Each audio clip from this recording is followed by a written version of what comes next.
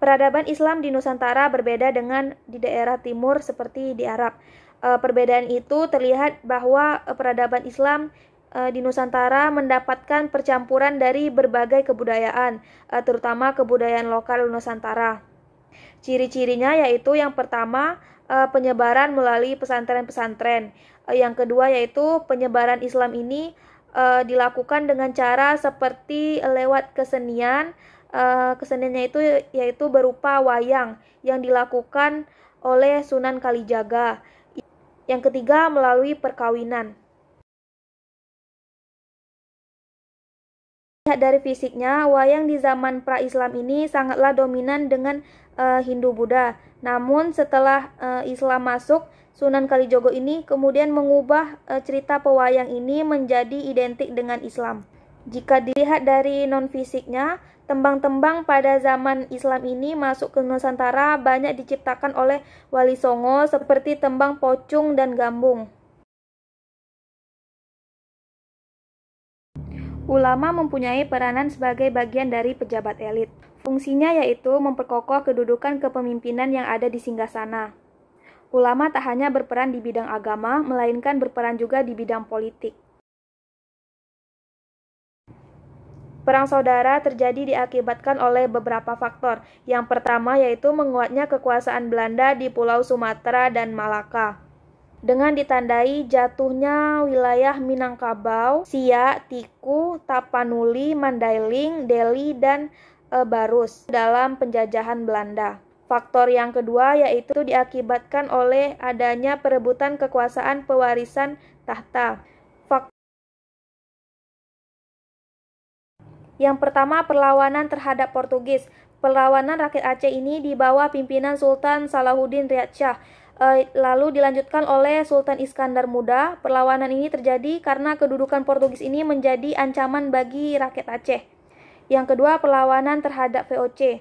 Perlawanan Sultan Agung yang pertama terjadi pada tahun 1628 dan dipimpin oleh Temenggung Bahu Rekso. Yang kedua pada tahun 1629 yang dipimpin oleh Dipati Ugerdan dan Dipati Urbaya.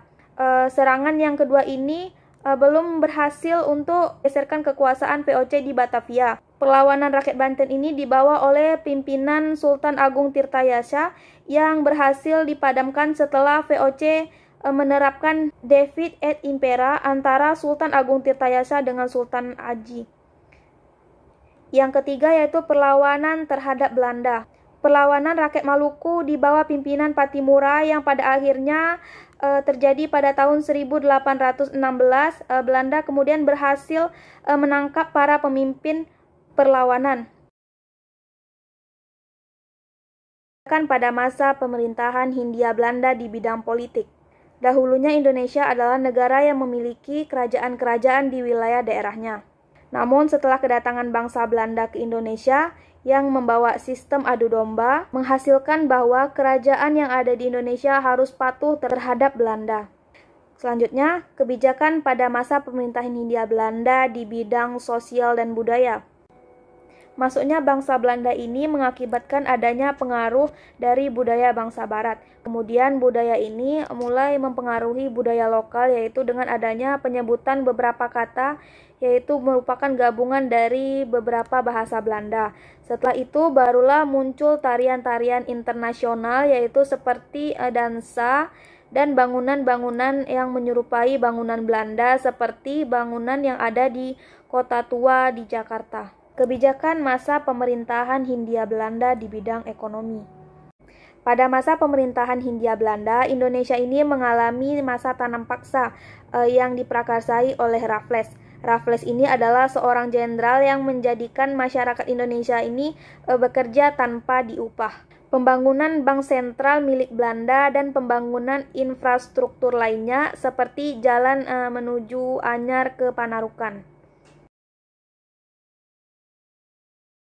Masa pergerakan nasional merupakan suatu periode yang sangat penting karena pada masa inilah pertama kalinya menyebarluaskan suatu ide Indonesia bersatu dari penjajahan. Ide tersebut disebarluaskan seiring bertambahnya jumlah orang terpelajar di kalangan masyarakat pribumi dan membuat Indonesia ini memasuki periode baru, yaitu periode radikal.